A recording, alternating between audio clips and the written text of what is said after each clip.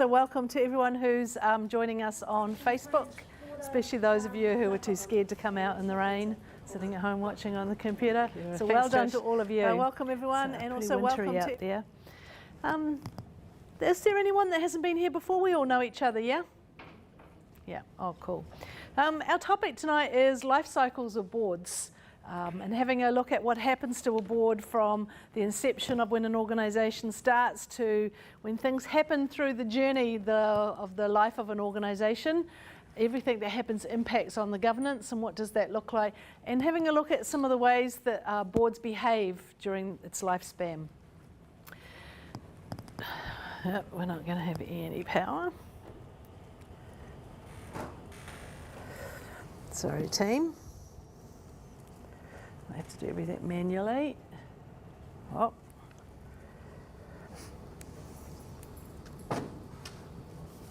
Okay, right, so we're going to have a look at a life cycle model, and then we're going to, as we work our way through that, have a look at what I call maximising life cycle opportunities, which means that if our board is going through these different phases and different ways of behaving according to the life cycle of the organisation, how can we be the best we can at governing?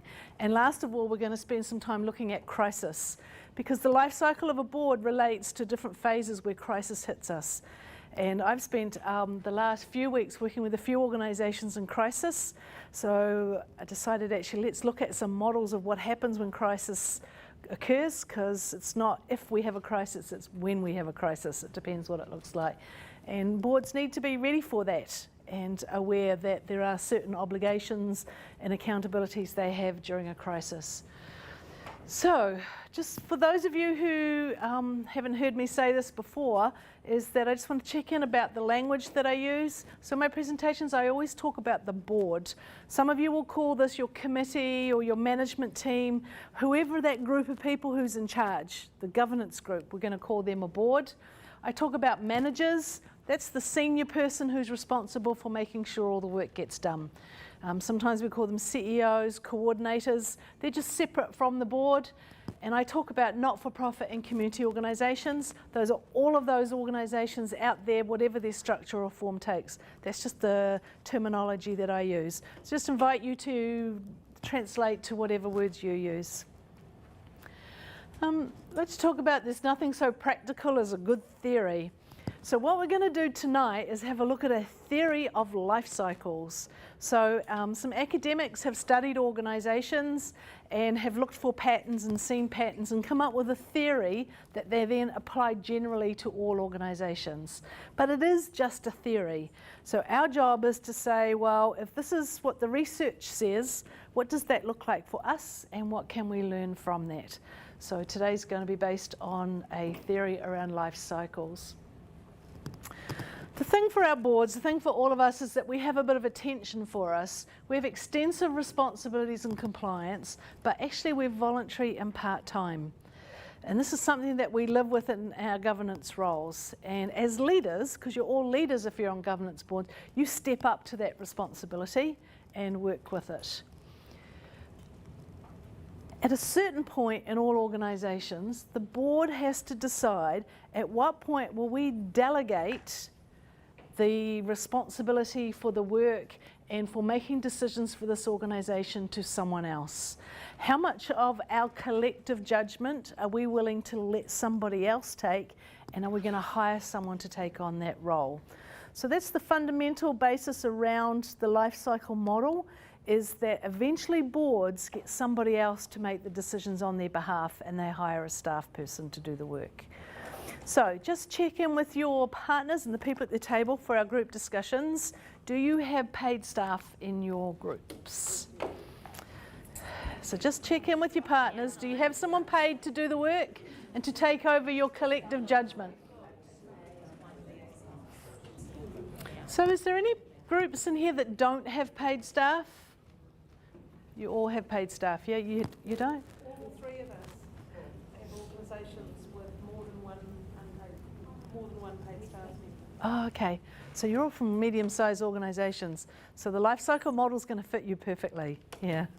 Those of you who don't have paid staff, it looks a little bit different for you. So the thing about community organisations is that they're formed when a group of people organise themselves because they're not happy with the way something is. So they see a need in the community, they see an issue that has to be addressed, they see perhaps not even something negative, but something positive, like maybe we could use this resource for youth, or we could work with this group of people to help them to meet their aspirations. Whatever it is, a group of people say, we'd like to make something different, we'd like to create a change, and they come together as a group of people to do that. And then often, this leads to the creation of an organisation. So we have something like 97,000 community organisations registered in New Zealand. Yeah, we love to form committees and make groups and work together collectively. So I just want you to, again with your partners, why was your organisation formed and what difference did it set out to make? So think back to the history of your organisation when it was first started. Why was it set up? What was it trying to achieve? It's taking us back to the beginning of your life cycle when you were first set up. Okay. Does anybody want to share with the rest of the group why their organisation was set up? Any volunteers? Well, you need, in my situation, but yeah, you need a group to lead. Yes. The group, sort Yep. of. Some leaders step forward. Yeah. And what was it they wanted to do? To support and oversee. Yep. That's, So they saw something in the community that was needed. Yeah. Any examples of the types of things that we see need to change? This one's an obvious one, eh? Like women who are experiencing violence in their lives. Group of people say that's just not good. They've got nowhere to go. Let's set up a refuge. Yeah. It was actually a rape crisis. A rape crisis, yeah. It was a group of women about 30 years ago, and the goal is to support these women and Yeah. also to eliminate sexual abuse education. Yep. What about Joe? What about your group? Why was it set up? Well, Baden Powell set our group up Yep. a long time ago in another Yep. country. Yep. So it's just about parents with youth that want to give them some experiences that they might not otherwise Yep. get, and was originally set up for those that didn't have rather Yeah. than for those that had. Yeah, right. So originally someone said there's a group of boys here that don't have fathers. We need to do something about that. A few decades later, some group of people in New Zealand said, actually, we need to get, our boys experiencing, where can we go to join up with something? And then in the 80s, they let us girls up. Yeah. Cool. So fundamentally, we exist to make a change in the world somewhere. And that evolves over time with organisations. Sometimes their mission and their purposes change, but initially a group of people stepped up. And at that point, we start on our life cycle journey. So the first thing that happens to us as a group of people, we go through what we call the founding stage. 2 phases in the founding stage. First of all, we have what's called the collective phase. So the collective phase is this group of people who are really passionate and care about making this difference, get together and start to do the work. So they are the organisation. There isn't this thing called an organisation. There's a group of people who are doing the work. And they're working really hard and making the changes. They're starting to put some structures in place, like maybe some administration happens, start to coordinate people, maybe they bring others on board, maybe they organise volunteers. But at this point, there's no difference between them and the work of the organisation. What happens though is they start to get a little bit exhausted, and we move into what's called the sustaining phase. Between these 2 phases, a leader will step up. Someone from the board, usually the founder, will step up to lead what is now forming into an organisation. And that person may or may not be paid. So quite often it is the founder, or it might be someone that they bring in. So when we're in our sustaining phase, we usually have someone who's doing the work, and our board tend to spend most of their time socialising. They tend to delegate a lot of the decision making to the manager or the person who has taken over that role. And they don't really feel like they're contributing much to the organisation, because this person who's now being paid to do everything is making all of the decisions and driving things forward. Does that make sense? Anybody still in this phase? Have been set up, or you've all moved on? Right. So at this point, we've got a paid person doing the work and we've got a board who are starting to govern, or should be governing. But usually what happens is we have a crisis. So everything's chugging along really nicely. Our paid person's doing what they're supposed to be doing. Our board's doing a little bit of governance, making sure that they're legally compliant. But then there's a crisis. Something happens. So here's your job at your tables. What kinds of crisis do not-for-profit community organisations have? When we say crisis, what happens to us? Share some examples.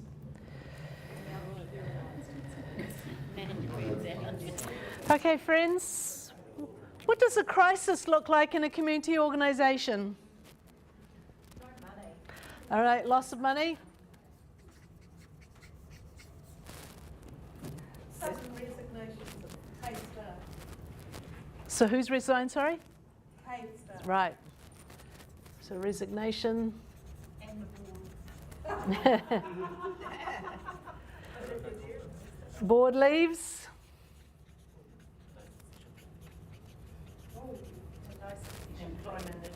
Employment issues. Interpersonal conflict.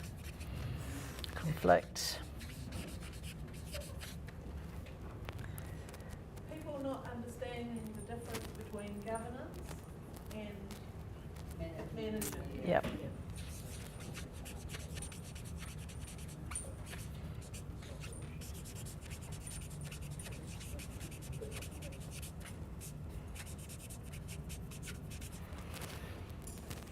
Any other crises? Good. We might add to this list as we start to talk a little bit more about things that we've all seen. So what happens is a crisis rocks up. So we've got a group of people who were working really hard to get this organisation up and running. Someone came along and they hired them, may or may not have been the founder, and then we kick into this cycle. So we have a crisis, we move into what we call the super managing phase. So what happens is because of the crisis, the board steps up and becomes more involved in the management of the organisation. So they start, whereas before that point, they totally relied on their manager for information and for decision making, they now step up to seek other alternative viewpoints of what's going on. Sometimes staff might be complaining to them, coming straight to them. They start to become more involved in the fundraising and the financial management. And at this point, the super managing phase, these governance management tensions really increase. And whoever it is that's been in that role as the paid person in charge, the relationship starts to break down between them and the board. Because they were kind of running things really well, thank you very much. And quite often, crises are not something internal. Sometimes it's something external will happen. And now all of a sudden the board's jumping in, that person starts to feel a bit bad about what's happening, and now the board's in my face and interfering and micromanaging. At a certain point, the board then kind of gets everything organised and starts to become a little bit better at governance and stepping back. They might have new staff in, they've got some systems and processes in place, got some funding in place, and they move into what we call the corporate phase. So the corporate phase is based on that traditional or standard governance model where the board is separate from the paid staff, and those two roles don't have much of an overlap. So in this phase, the board is still quite involved and paying attention and doing their job. Usually what happens over time though is they move into what we call a ratifying phase. And that means the board starts to get a bit more complacent, and the person, the manager or the executive director, is now starting to take over a lot more of the decision making and the work of the organisation, and the board just becomes a rubber stamping board. Eventually there will be a crisis and we start the whole cycle again, right? So just quickly, before we look at each of those in detail, in your group, where do you think your board is in its life cycle? Where are you sitting in your life cycle? This is an inevitable cycle. Where are you on your board?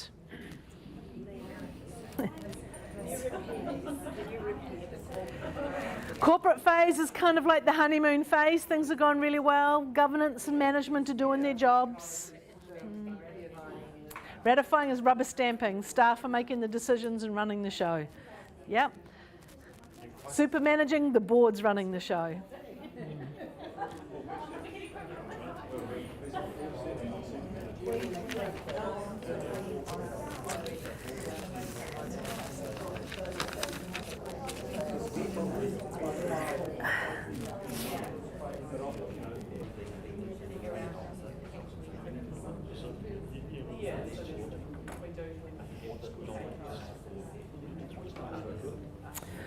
So has everybody identified where they are or they think they are? Boards can go through this cycle a few times, yeah? If you're with an organization for a while, we just keep on turning around this endless cycle. Some organizations this can take a year, other organizations it'll take 100 years. But the theory says that we will all go through these cycles at some time or another in our lives. So we're just going to look at each of these phases and explore them a bit further.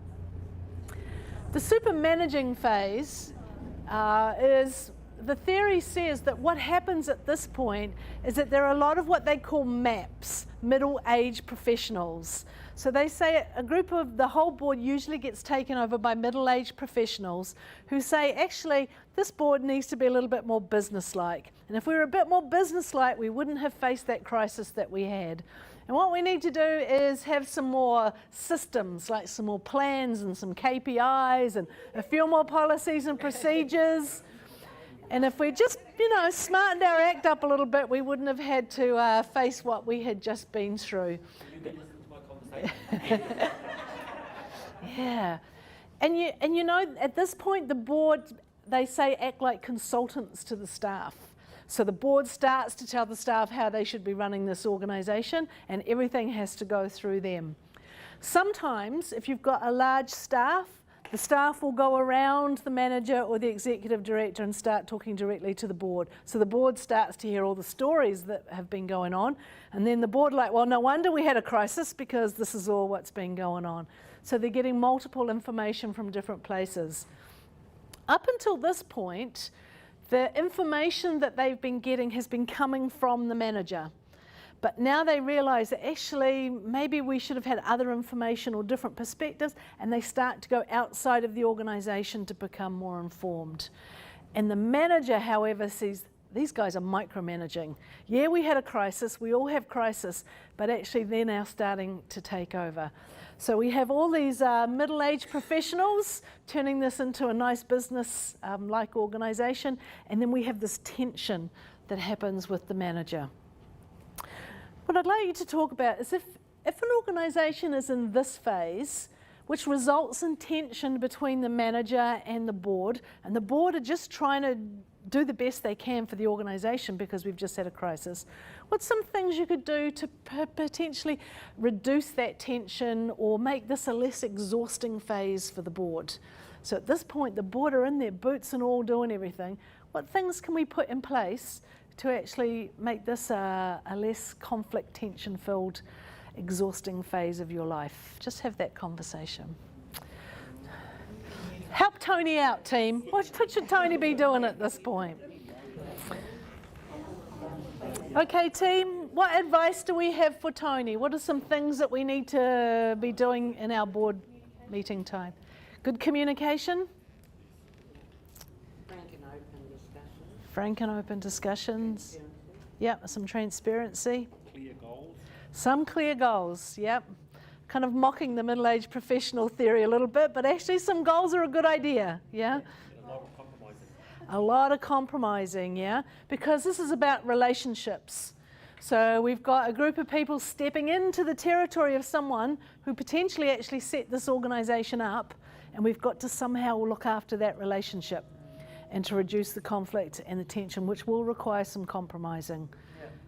Yeah. Maybe a bit of analysis of actually what went wrong, what caused the crisis, were we doing this rubber stamping prior? Yep. So missing things that were coming? Yep. Or was there something else that was completely out That's of right, yep. control? Yeah.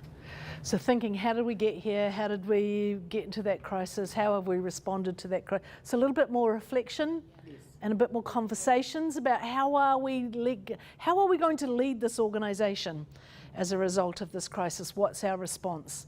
And what systems are we going to put in place so we don't go back there? But actually, how do we keep ourselves healthy as an organisation? And how do we maintain our governance roles without micromanaging? So the theory says at this point, our manager or our executive director will leave.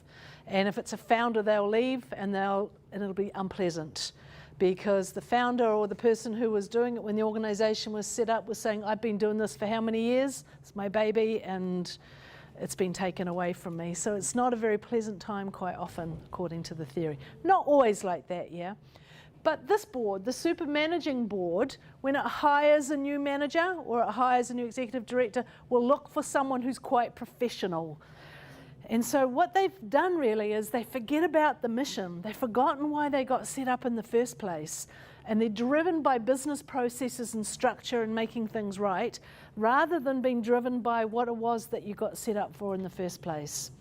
So because boards will go around this a couple of times, usually if you're in the super managing phase for your second or third time, you're a little bit more aware of that. And you'll make sure that you recruit board members and staff who have both the organisation management and passion for the mission at the same time. But your first time round, you skew a little bit to the super managing. So once we've kind of got our systems and our processes, and actually we're quite happy as a board how things are running, much more business-like. I think we've gotten over that crisis. That's not going to happen to us again. We move into our corporate phase. So at this point, the board's pretty exhausted because you're still volunteers and you're still part-time, and you've been rescuing this organisation and in there working really hard. And you start to leave the manager to it a little bit. You've made sure that they're acting a little bit more professionally and following the systems and processes you've put in place. They start to back out and not be involved in the programming side, stick to policy, stick to strategy, and they start to trust the manager and the staff a little bit more and rely on them. The manager starts to do most of their communication with reports at this point. So instead of the ongoing involvement with what's going on, we start to see management or coordinators' reports coming before the meetings and getting information like that. So the separation between governance and management is starting to get into place. So quick conversation. If you're in this phase, which is pretty dreamy, how do we stay in there and not slip back to super managing or move to the ratifying? Just quick conversation. And how do we keep our heart, yeah? Because you don't want to be at corporate boardrooms. You might as well be in your paid job for that, yeah? Actually, how do we bring some heart into our organisations during this phase? So quick conversation. Okay, team. What are some of the things we should be doing in this corporate phase to ensure good governance and to keep us there? Any ideas? Add a bit of fun. Have a bit of fun, yep.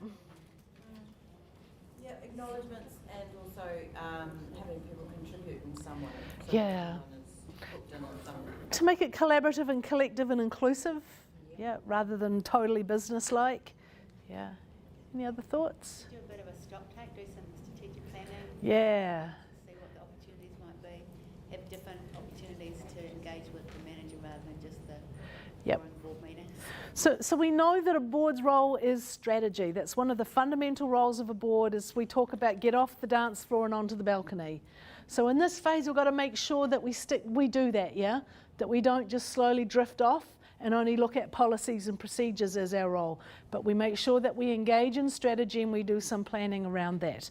And that we continue to build relationships with our internal and external stakeholders, that we don't become like a boardroom of Air New Zealand or the Bank of New Zealand. Yeah, because we are doing this because of our heart for community. So making sure that the community is at the centre of our conversations. Any other thoughts?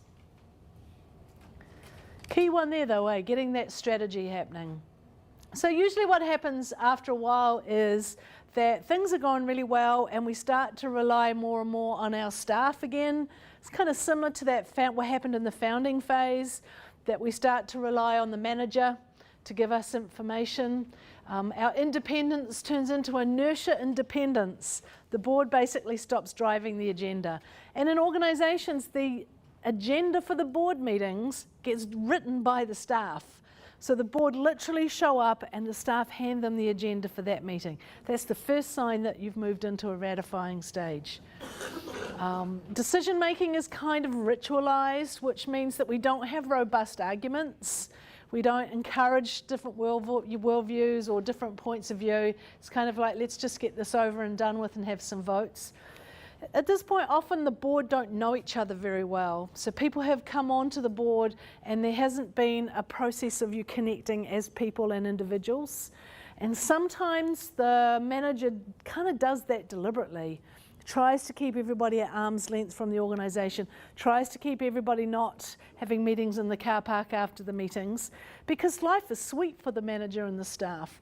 It's not that they are doing anything disrespectful or bad, it's just that sometimes boards get in the way of getting the work done.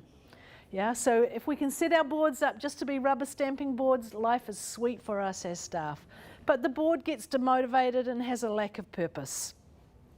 Yeah. So just quick conversation for this last phase. If you're in this phase, what are some things that you should be doing as a board? If this is where you're sitting, what are some things you can do to ensure that you go back to good governance? Quick, at your tables. So team, what do we need to do when we're sitting in our ratifying phase? When we identify, whoa, we're a bit of a rubber stamping board here, what should we do? Ask questions. I would say you pick up, like if the staff does a report and you just say, can you explain that to me? How Yes. do you do it? Tell me more Yes, about it. ask questions. Number one job of a board member is to ask questions. Yep. Any other thoughts? I think the board member need to really have a heart for the organization. Yep. So the board member will need to possibly have more discussions, maybe not just in the meeting, maybe outside the meeting, have more social time together and Yep. knowing the things better. Yeah. We use base camp in a base camp. It's a way that board member, we actually discuss a lot of issues outside the meeting. Okay. So Yeah. Basecamp is an online Online, platform? Yeah? online work platform. Yeah. Like online work platform. Yeah. So we've got to get the board engaged with the purpose of the organisation again and excited about what it is, the difference that you're trying to make in the world. So not necessarily doing the work, but getting them excited about the possibilities that they could lead. So giving them opportunity to go back to a leadership role rather than being led by the staff. Yeah. Really need a strong chair at this point to actually be working in partnership with the staff around setting agendas and the reporting and everything that's happening, and so that the board and the staff are working in partnership rather than an uneven balance of power. The hardest bit about this phase is that board members resign. And during this phase, you will have your smallest board ever, right down to only a few people. So the worst thing that happens is when you're back to your crisis, there's only a couple of suckers sitting on that board facing the crisis. Does that feel familiar? Yeah, we've all been on boards when there's like 2 or 3 of us and we have this crisis that we have to deal with. So in this phase, making sure that we have enough people on our board that are engaged, so when this happens, we're not just doing it with a few of us. So succession planning is really important in that corporate phase, so that by the time we get to the ratifying stage, we have a group of really good people, and keeping them engaged so that they don't leave before this happens. So we're going to go back to our crisis. It is inevitable, something will happen, usually because the board has shrunk and has been more and more distant from the work, so they haven't been paying attention to the detail, and something will happen. So I work with boards all the time when the board are like, we're not sure how we got here. It's like, your organisation is bankrupt, well, you're not looking at your financial reports. Yeah. You've been, the sign that you were heading to bankruptcy was 6-7 months ago. You didn't pay attention. They were like, but the manager never told us. It's like, well, yeah. You weren't supervising your manager, or the manager was out there furiously fundraising. And quite often in not-for-profits, we manage according to faith and hope principles, yeah? So usually not-for-profit management, that's what drives them. Things will be okay, we'll manage, but sometimes we can't. So we have a crisis will show up. If our boards are well functioning and are well organised and we're aware of these phases, we can minimise crisis. Yeah? And we can work with them and get in a position so that a crisis doesn't destroy our governance. So I have up here, and I think it's on your handout, these 7 warning signs of crisis. Yeah. And what I find really interesting is when I work with boards that are in crisis, they're like really surprised that they didn't notice it was coming. They go into denial. I have literally worked with boards that said we didn't see bankruptcy coming. I did a piece of work once for a board and staff, and what they wanted me to do was to help them gather some learnings from feedback they had gotten from one of their government funders. And in the report, the government funder said, we are unlikely to fund this organisation the same way again. And they were doing all this planning, and I'm just like, why are you planning through the learnings from the previous contract when you've got the statement in there that you're on? And they were just like, no, it'll be okay. And so guess what happened? Government funder was like, sorry, we're not going to fund you again. It's in the report, but they were in total denial that it was coming. Quite often I see boards that literally are lied to by their executive directors and their managers. That's a tricky one, eh?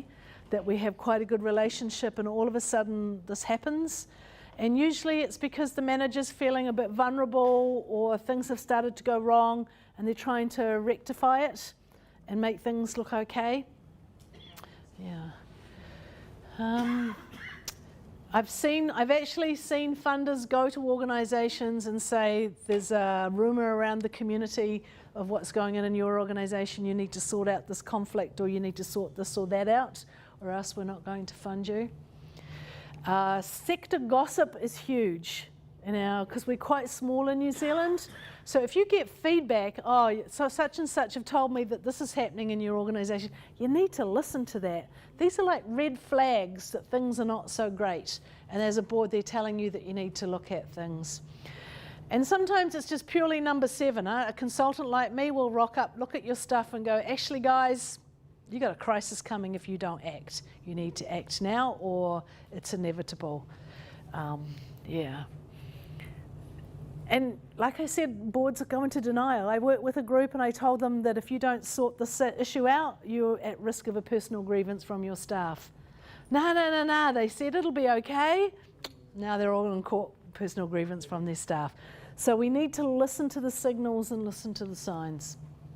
So just with your partners, any of these going on in your organisation, had any of these signs, and what happened? Just have a conversation. Seen any of these signals?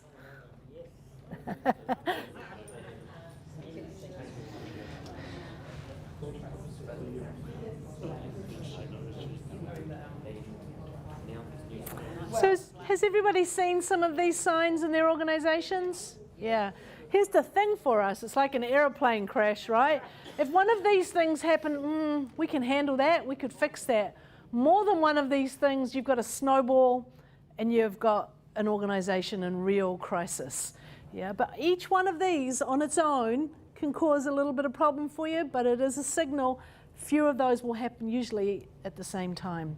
So if our internal and our external stakeholders are not happy and don't want to engage with us, if the staff are leaving, if other organisations don't want to partner with us, that's a real sign that our programs and our delivery are not going well, that there's something not right for us.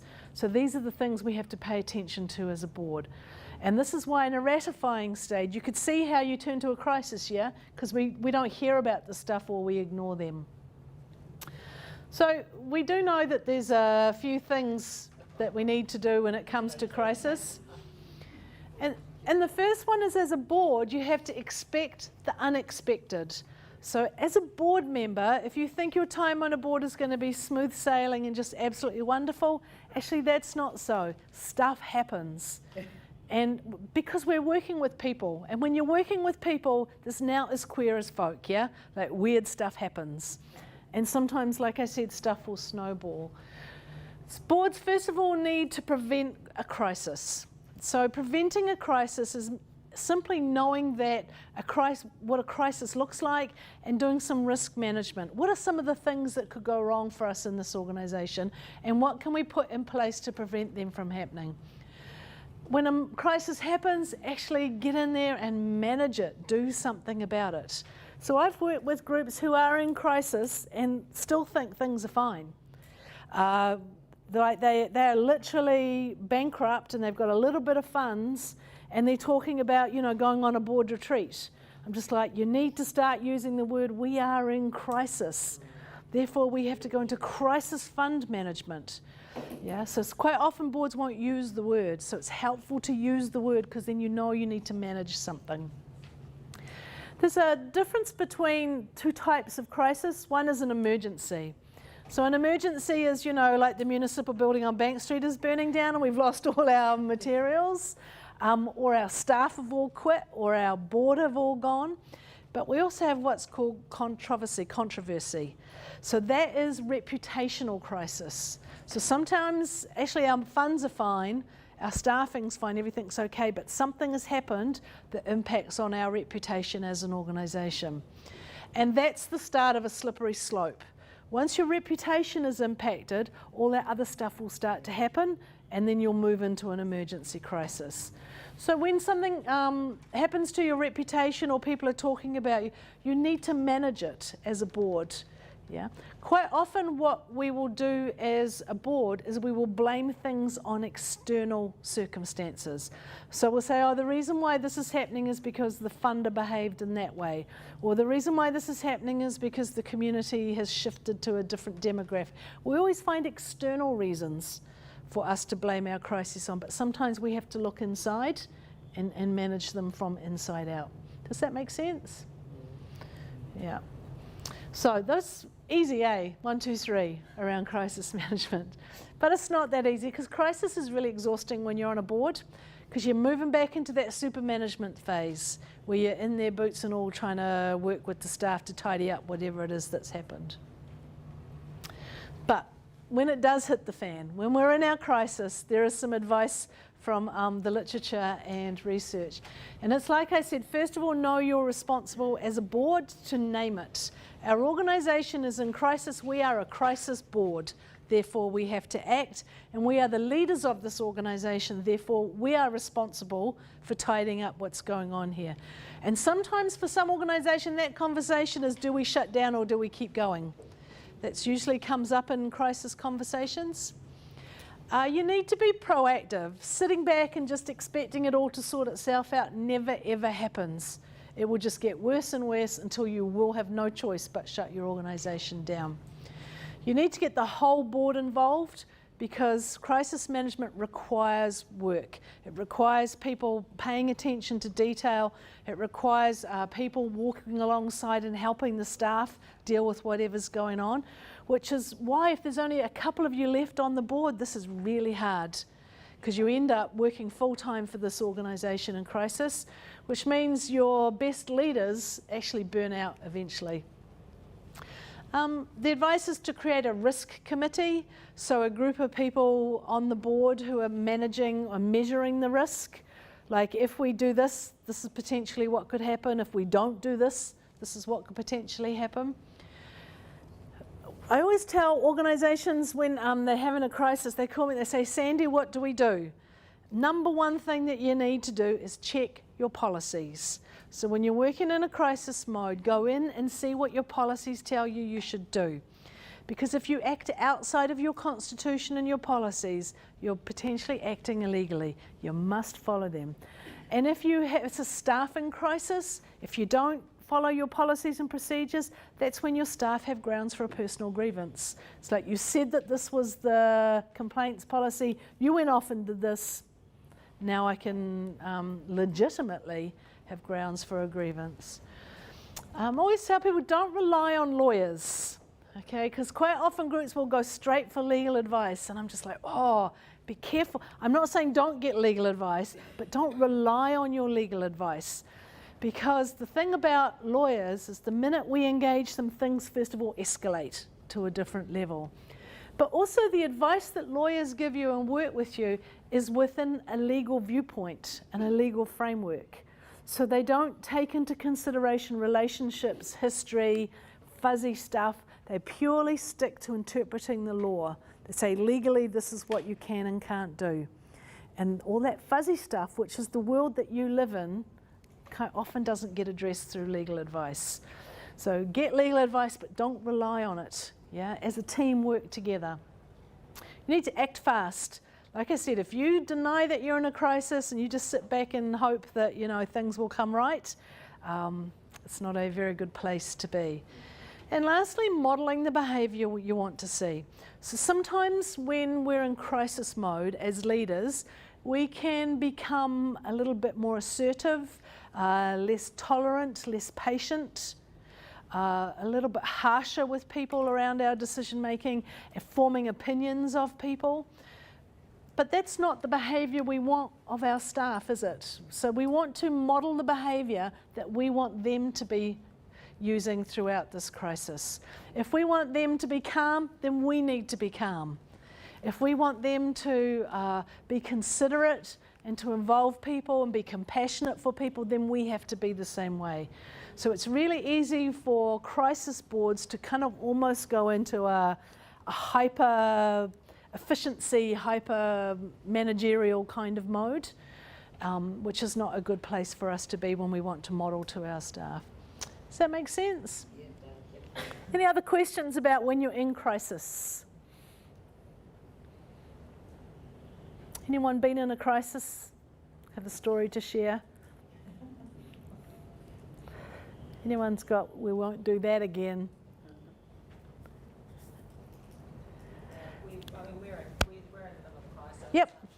Everything you're talking about is exactly what's happened. Yeah. I mean, I'm quite new to it, but when I arrived, all of that stuff that you talk about where, you know, people didn't trust one another, there was infighting in the board, Yeah. and staff didn't feel valued, and Yeah. everything you're saying, it's exactly it.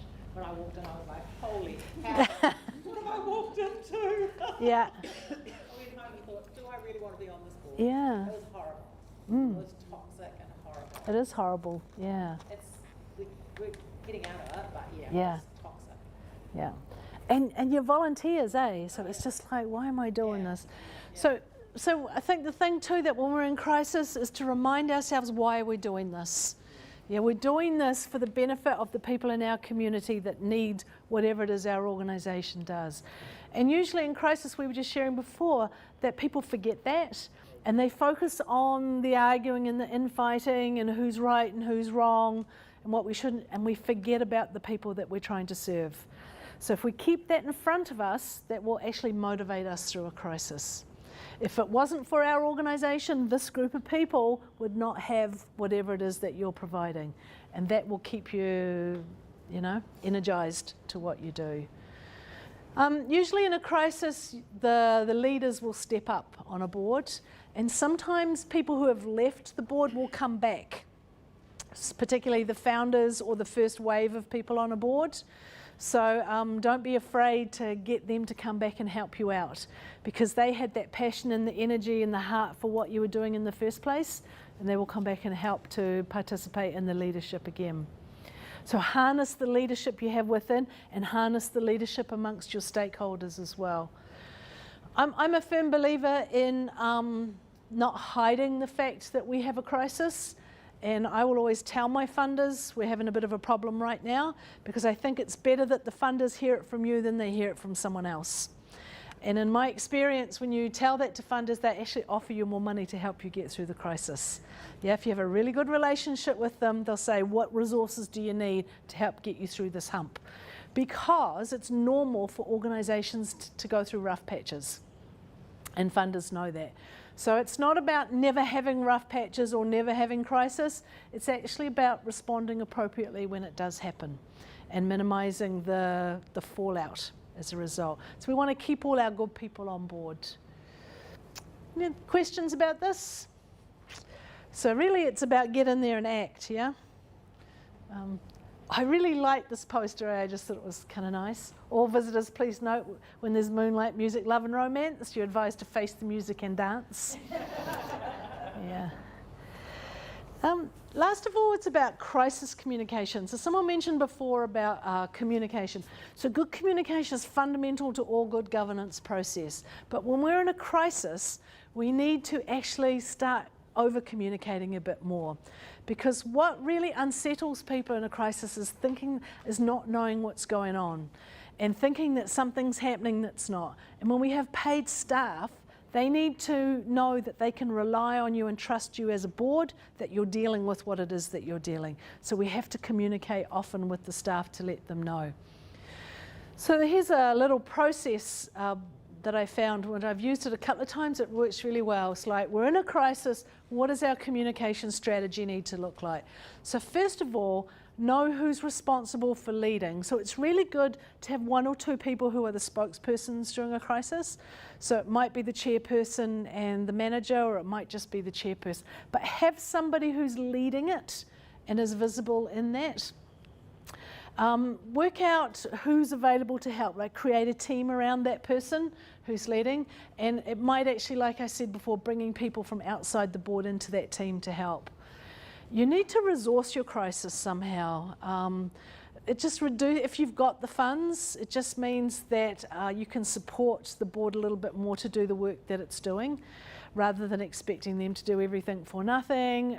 You might be able to bring in some expertise or some support to help them. The big one is what information is appropriate for the public. So before, when I was talking about your reputation, how much are we going to actually put out there and how much are we going to just keep with ourselves? So what is it that the face that we're willing to put on, and what information are we willing to share?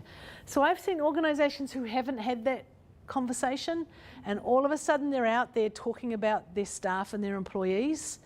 And that's really inappropriate to talk about your staff and your employees in a public forum.